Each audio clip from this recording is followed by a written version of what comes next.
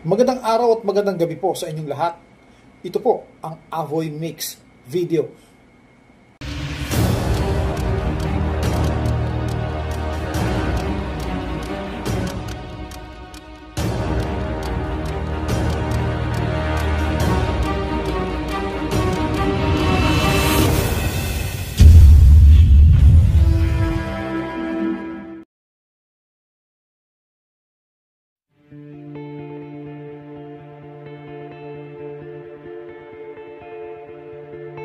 Hindi maikakaila na ang Pilipinas ay naging sentro ng kalakalan sa dulo ng silanganan.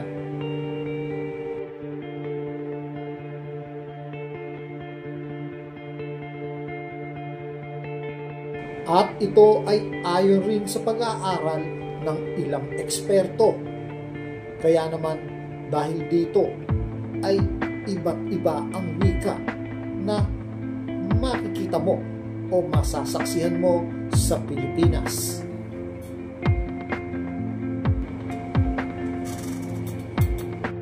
Sinasabi rin ng ilan na ang Pilipinas ay ang tinatawag nilang bayan ng Opil na mababasa mo sa Biblia. Dito umano kinuha ni Haring Solomon ang mga ginto na ipinagpatay niya ng templo para sa Diyos.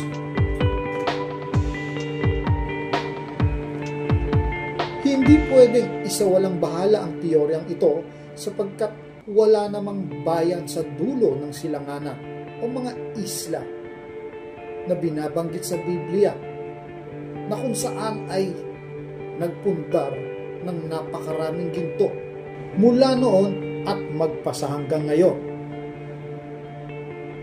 Ito kaya marahil ang dahilan kung bakit gayon na lang ang pagsuportang nakukuha ng magkabilang panig, ang Israel at ang Pilipinas.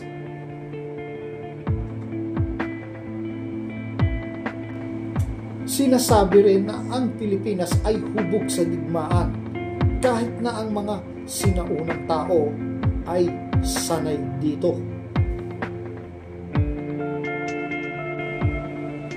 At dahil sa mga makapangyarihang mananakop ay mas lalo pang nahubog ang mga Pilipino sa pakikidigma.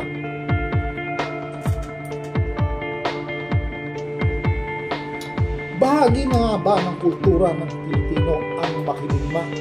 Itinalaga na nga ba sa ating bayan ang palagi tayong pag-interesan ng mga dayuhan? Ito ba ang marahil na dahilan kung bakit marami sa mga bansa ngayon na ang mata ay nakatutok sa Pilipinas?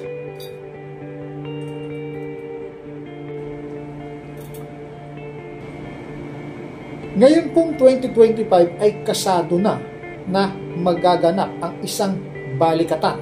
Ito po ay isang tinatawag na military exercise ng US at ng Pilipinas. Malawakan at malaki po ito. At balita ko, marami pong bansa ang gustong sumali rito at makiisa. Ito pa ay dahil sa nagiging popularidad ang Pilipinas sa buong mundo o baka naman tayong mga Pilipino lang ang nag-iisip nito.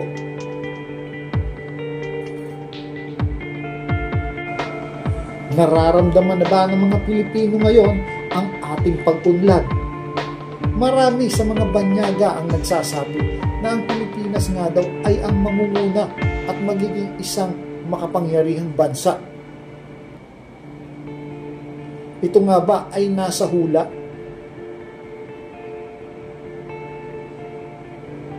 Ang Pilipinas nga rin ba ang tinatawag na magiging bagong bayan ng Diyos o ang bagong Israel?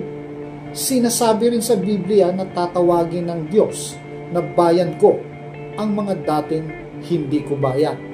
Ito nga ba ang Pilipinas na sinasabi nila na mga isla sa malayong silangan?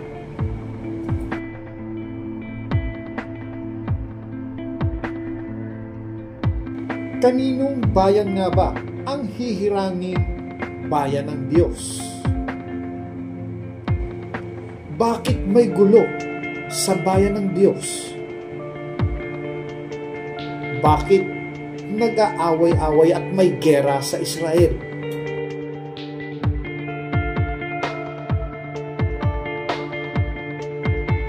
At kung dito nga ba sa Pilipinas, ay bakit may gulo rin sa Pilipinas, kagaya ng gera sa politika na kailanman ay hindi nawala at ngayon ay nasusubok sa banta ng isang gera ang mang-aangking China.